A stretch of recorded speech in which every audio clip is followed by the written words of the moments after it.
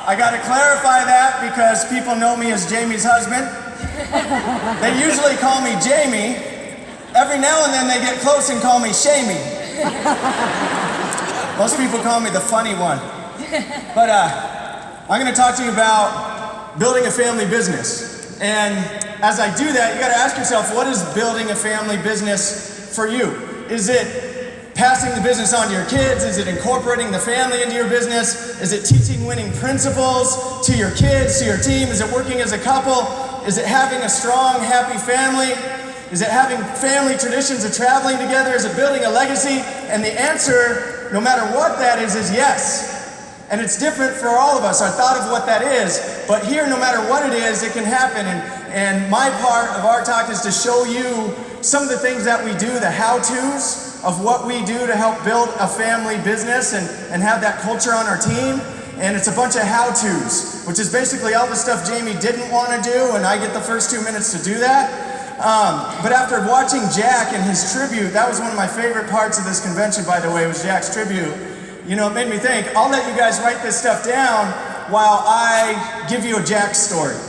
Okay? And it's not just Jack, it's the leadership of our company, and it exemplifies our family business. And most people don't know this, but in 2006, Jamie almost died. And a lot of people say they almost died, but she literally, we were in a hotel room at the Ritz-Carlton in Laguna, and we're getting up to go to the meeting. She felt sick. She wanted to go to the bathroom before I left. I was dressed and ready to go. I told her, go ahead.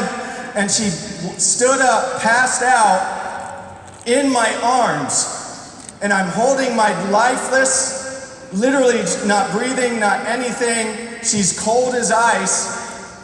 You ever hold the dead weight of your sweetheart as she's dying in your arms? That happened to me. And I'm slapping her. You see it on the movies, right?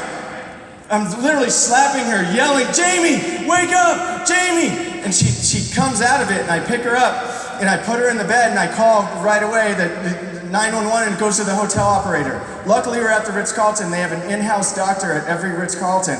The doctor ran over. They called the ambulance. I get on the phone right away and call Rich Stolley.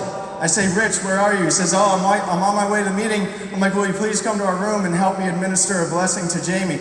Rich comes over, we administer a priesthood blessing to Jamie. And then the ambulance shows up and takes her, and we go to the hospital.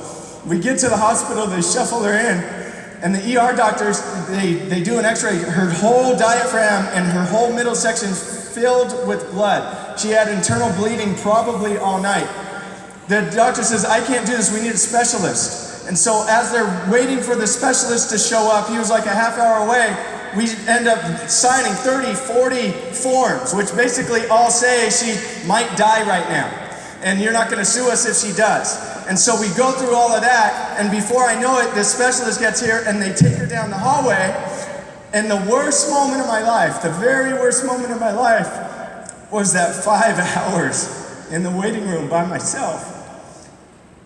And halfway into it, if you've ever been in that position, the only things you think about are worst case.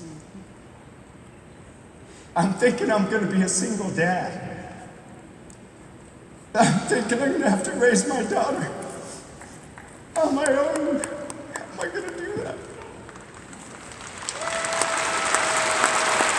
And a couple hours into that process, Ed and Rich and Monty and Jack and John walk in the room. And I'll tell you what, nothing's ever felt better than that moment.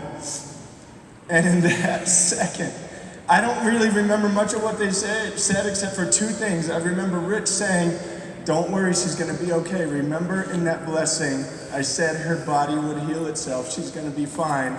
And the second thing I remember is Jack Linder saying, I love you, buddy. And I could be here and you could pay me nothing for the rest of the time I'm in this company. And that right there meant more to me than anything that will ever happen to me in this business. And I'm so grateful because I knew in that moment that they loved me. It wasn't stage talk, it wasn't trying to put on a show. they love me and my family, and I'm grateful that you get to hear from my sweetheart today after all of that. I didn't know he was going to do that. You guys, I love this business, and I am so grateful for all of you that we get to share our life in this great environment. I love that it's a family business. And you know, I think that this business is really all about things. We're strengthening families. We're bringing hope, we're bringing peace of mind, where sometimes it's completely lost. I remember in 2008, Dana and I were talking, and there was so much financial turmoil out there, and we were talking, and she said, gosh, I feel like, you know, we're just like 2 months too late. We're going into homes, and they're already so far down the path of divorce, and some of them at that time were separated, but they couldn't afford to move out or get a divorce, so they were living together. It was horrible.